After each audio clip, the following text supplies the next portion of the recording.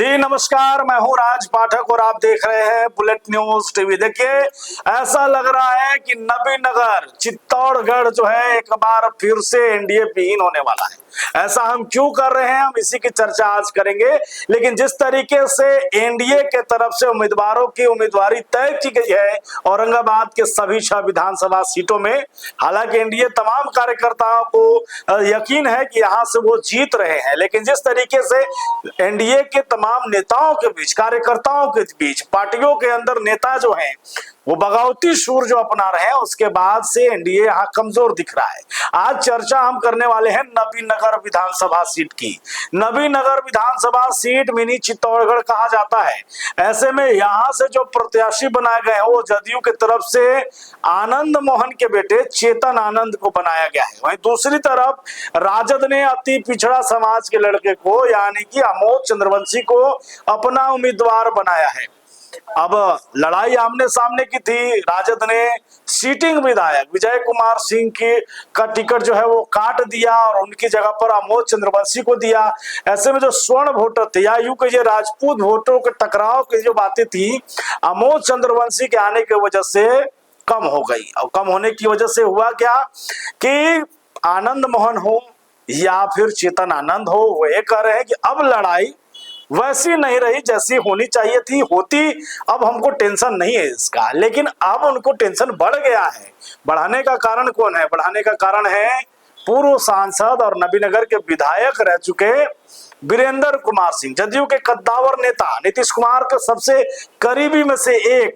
नबीनगर विधानसभा seat में अगर ticket की दावेदारी में अगर कोई पहला नाम पर था तो वो वीरेंद्र कुमार सिंह थे। साफ छवि उनका जाना जाता है, ईमानदारी में कोई कमी नहीं है और क्षेत्र की जनता भी इस बार उनको चाह रही थी।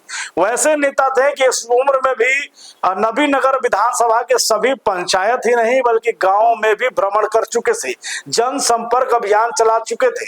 अब ऐसे में वो अपने सीट को लेकर के, अपनी दावेदारी को लेकर लगभग आश्वस्त थे कि टिकट तो नहीं कटेगा। जनता भी इसी उम्मीद में थी कि जदयू से अगर कोई पुराने नेता में, ईमानदार नेता में कोई है तो वो है वीरेंद्र कुमार सिंह। हालांकि 2020 विधानसभा चुनाव में वो चुनाव हार गए थे और राजद से विजय कुमार सिंह और डब्लू सिंह चुनाव जीते थे, लेकिन इस बार जदयू ने टिकट काट दिया और शिवहर के विधायक रहे चेतन आनंद को नबीनगर में भेज दिया। लड़ाई आसान दिख रहा था, लेकिन अब वीरेंद्र कुमार सिंह ने जो है वो प्रेस कॉन्फ्रेंस किया। बजावते उन्होंने प्रेस कॉन्फ्रेंस में कहा कि नबीनगर में बाहरी नहीं चलेगा और उसका विरोध होगा। वो तमाम वोटरों से कहेंगे कि उनका सपोर्ट न करें, और उसके बाद उन्होंने इस्तीफा दे दिया। सिर्फ उन्होंने नहीं दिया, उनके तमाम जो कार्यकर्ता थे, सहयोगी थे, समर्थक थे, सबने इस्तीफा दिया। उस प्रेस कॉन्फ्रेंस के दौरान वीरेंद्र कुमार सिंह ने आनंद मोहन के बेटे चेतन आनंद और जदयू के नेताओं पर कई आरोप लगाए। उन्होंने कहा कि जिस जदयू को हमने सींचा है, जिस जदयू को लेकर के लगातार हम झंडा ढोने का काम किए, जनता के बीच घूमे हैं, वहां पर अचानक से बाहरी उम्मीदवार को दे देना कहीं ना कहीं गलत हुआ है।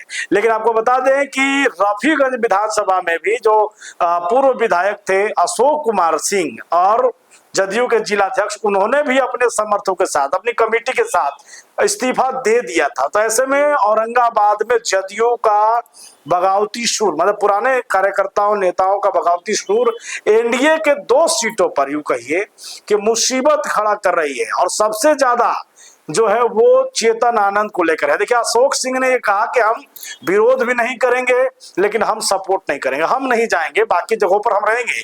लेकिन वीरेंद्र कुमार सिंह ने कहा है कि बाहरी नहीं चलेगा, यानी खुल करके उन्होंने चेतन आनंद का विरोध किया है।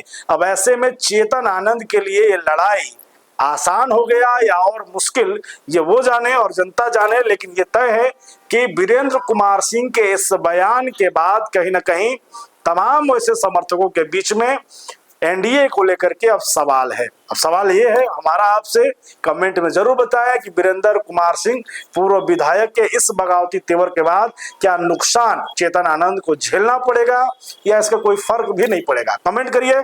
बहुत बहुत धन्यवाद।